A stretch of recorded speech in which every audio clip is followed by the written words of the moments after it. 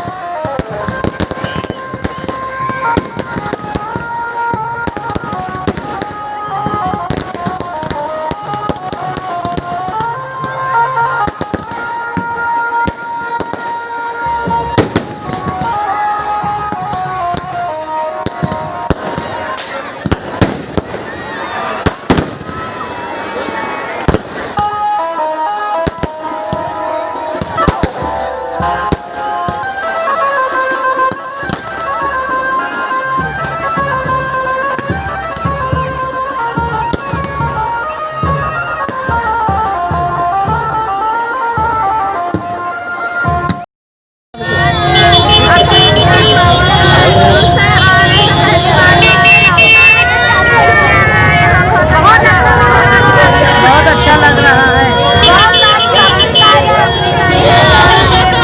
हाँ, हाँ, सर नाम बोलो माँ।